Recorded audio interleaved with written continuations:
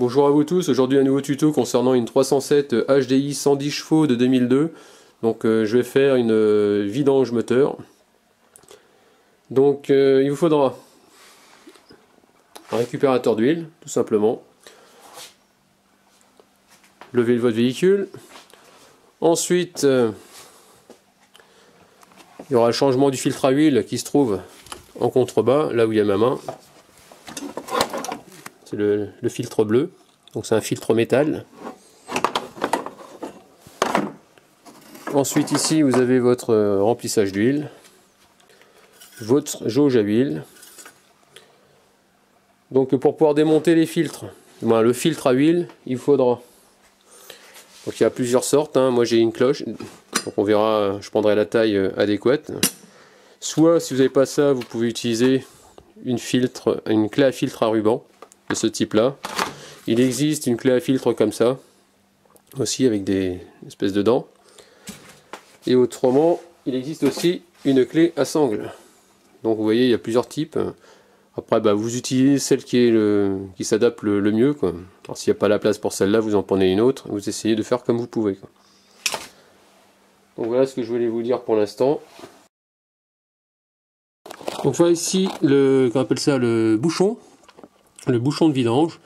Donc vous avez le choix, soit vous pouvez l'attraper avec une clé à douille en 21, tout simplement avec un cliquet, ou alors dedans il y a une empreinte en BTR, et là c'est du 8 BTR de 8 tout simplement. Donc là j'ai réussi à le débloquer. Donc là maintenant je vais mettre mon récipient juste en dessous, mon bac de récupération d'huile. Je vais le dévisser, récupérer le joint pour le mettre à la poubelle, et ensuite on va le remplacer.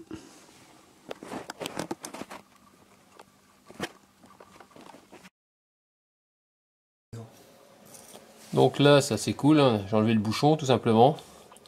Donc pour que ça s'écoule mieux, l'idéal c'est de mettre, d'enlever la jauge à huile, ouvrir le bouchon de remplissage pour faciliter l'écoulement. Donc là ce qui est bien, c'est que vous voyez le bouchon il est sur l'arrière du carter, donc le fait de lever la voiture, ça fait lever vraiment l'avant, et ça fait que ça aide. Donc j'ai oublié de vous dire, il faut mettre des chandelles aussi de sécurité, hein. Donc, je les ai mis derrière le cric. Ensuite ici, donc comme je vous disais, pour le carter d'huile, quand ça vient se vider, donc là c'est quasiment fini d'être vidé. Vous voyez, comme j'ai levé le véhicule, le bouchon est sur l'arrière, donc ça facilite justement la vidange par gravité. Ensuite, si vous avez comme sur Mercedes, le bouchon qui est sur le côté droit, dans ce cas-là, je vais lever plus le côté conducteur de façon à faciliter l'évacuation de mon huile vers l'extérieur. Donc en général, vous faites en fonction de où se trouve le bouchon, quoi.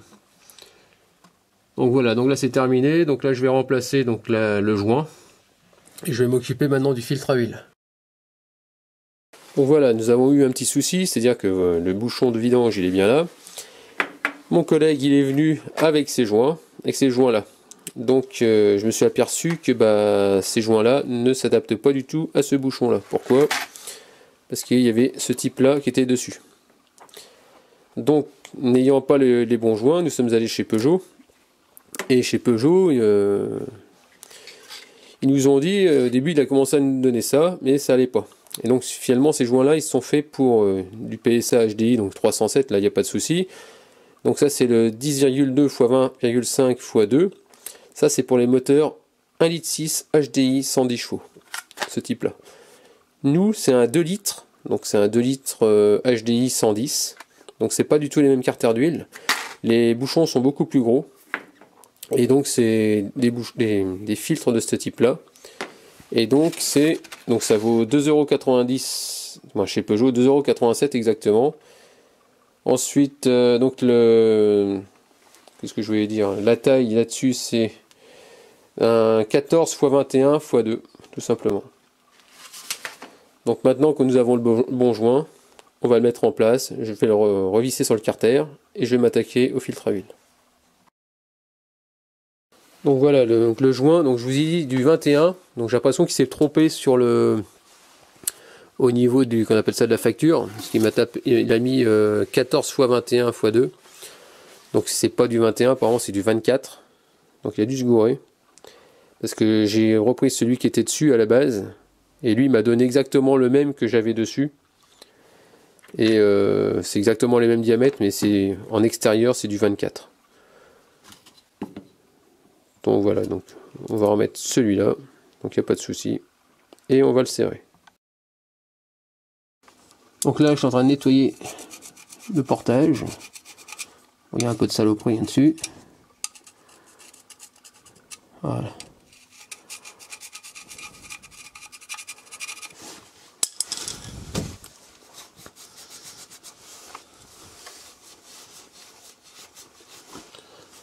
Vous retirez aussi l'ancien joint, bien sûr. Sinon, ça va pas le faire. Donc, pour enlever le filtre à huile, il vous faudra une cloche 76-12. Donc là, c'est du Facom, celle-là. Donc, vous l'insérez dedans, vous prenez votre cliquet et ensuite vous desserrez. Et après, normalement, ça se serre à la main, de 3/4 de tour.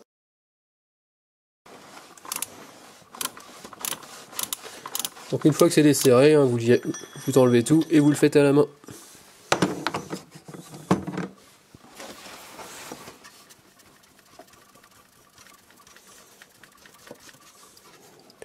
Vous mettez bien sûr la gamelle en dessous. Attendez.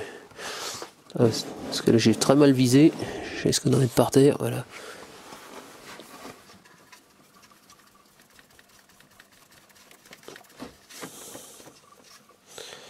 Voilà, ça vient.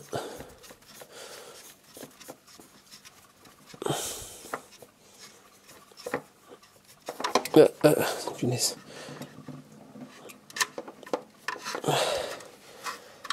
Donc après vous retournez et ça vient. Voilà, faites gaffe, il y a plein d'huile dedans, donc on va le vider aussi dans le récupérateur d'huile.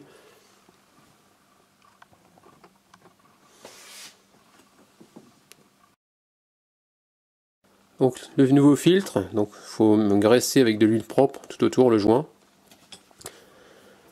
Donc vous voyez ici, il y a des facettes. Il vaut mieux prendre des filtres comme ça à facettes pour mettre une cloche, parce que sinon ça s'adapte mal. Parce qu'il y en a, ils sont à moitié arrondis, c'est un peu plus chiant à défaire. Donc voilà. Donc c'est parti, on va le monter. On va prendre un repère par rapport à l'écriture. Et ensuite on va le tourner de 3/4 de tour à la main. Après, une fois qu'il est serré de 3/4 de tour à la main, ça veut dire que ça sera bon. Et avec la chaleur du moteur, ça va bien coller. Il n'y aura pas de souci. Si après vous venez à le serrer trop fort, ce qui va se passer, c'est que vous allez écraser le joint. L'huile va se barrer parce que le joint sera pincé et vous risquez de péter le moteur. Donc voilà. Donc il vaut mieux le faire à la main. Bien le serrer quand même, mais faites de 3/4 de tour et vous ne serez pas embêté. Donc ça y est, le filtre a été serré, donc j'ai serré au 3/4. Donc il n'y a plus qu'à remettre maintenant en huile. Donc on va pouvoir faire le remplissage. Allez, c'est parti. Donc là voilà, je remplis en huile.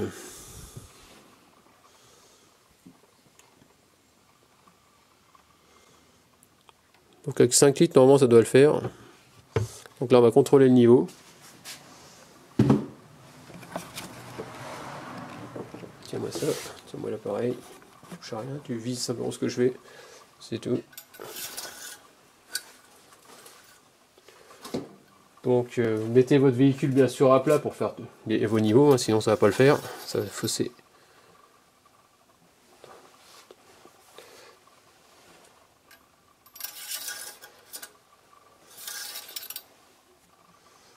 Donc ici on peut voir,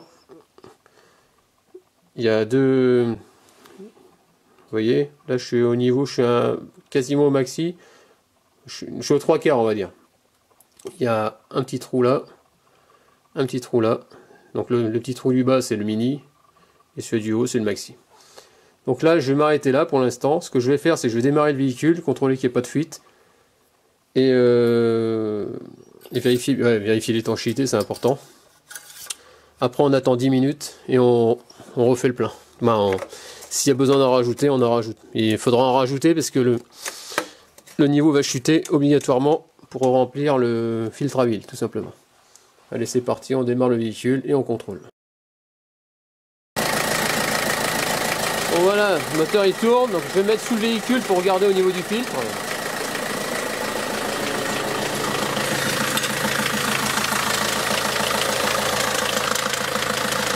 Alors déjà, au niveau du bouchon,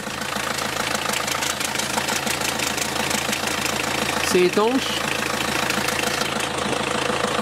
Faut bien essuyer quand même.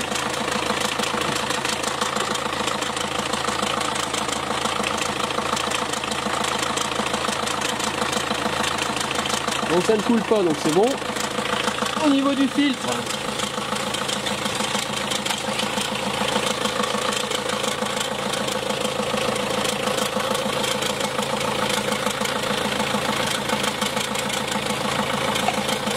on va bien essuyer le carter.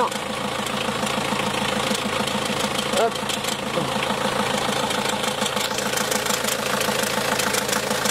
Bon, ça n'a pas l'air de couler. Voilà, il y a des résidus d'huile, pardon. C'est normal, c'est quand j'ai enlevé le filtre à huile, ça a coulé partout. Donc là, apparemment, c'est là d'être étanche.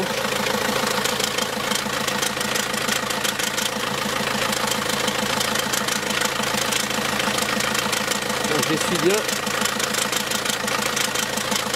Voilà.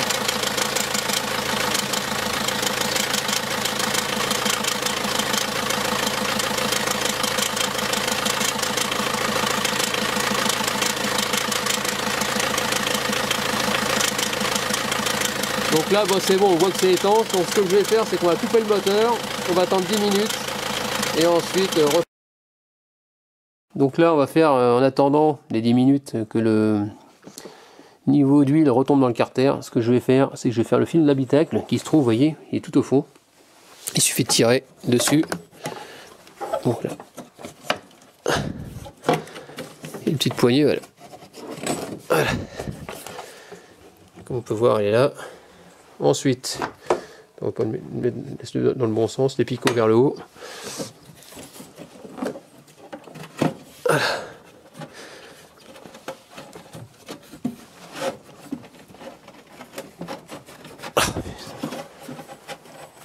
Voilà. Le hub, ah bah il était temps de le faire. Hein. Et il y a à boire et à manger dedans. Donc on va remettre un œuf. Pour un fil d'habitacle, il faut savoir que ça change en général tous les 15 000 à peu près, on va dire. Bon, moi je le change sur ma Mercedes tous les 2 vidanges. Comme ça. Donc, vous voyez, c'est propre là. Faut voir ton truc. Donc là, comme on peut voir, regardez, le niveau il a chuté. Il reste. Il est légèrement au-dessus du mini, donc on va recompléter correctement. Donc ça y est, je viens de faire le niveau. Donc comme on peut voir, je suis légèrement en dessous du... Putain, j'ai la tremblote. Voilà. Je suis légèrement en dessous du maxi. Donc c'est terminé pour ça. Donc on va remettre la jauge. Au niveau de l'huile, donc là j'ai mis de la 10-40 parce que mon collègue est venu avec de la 10-40. Mais je vous conseille de mettre de la synthèse, c'est quand même beaucoup mieux, c'est beaucoup plus fluide. Vous ferez des économies, vous allez tout mieux protéger votre moteur. Quoi. Donc voilà. Quoi. Donc si vous mettez de la 10-40, ne faites pas 25 000 km ni 20 000. Il vaut mieux faire écourter vos vidanges. Quoi. Parce que l'huile est beaucoup plus épaisse, on va dire. Donc voilà, terminé pour ça. Donc il n'y a plus qu'à noter le kilométrage. Donc pour répéter donc la manip, tout est éteint.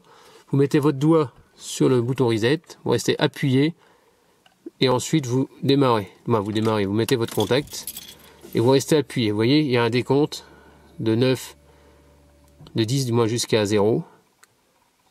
Et une fois que vous êtes à 0, vous allez pouvoir relâcher. Vous relâchez.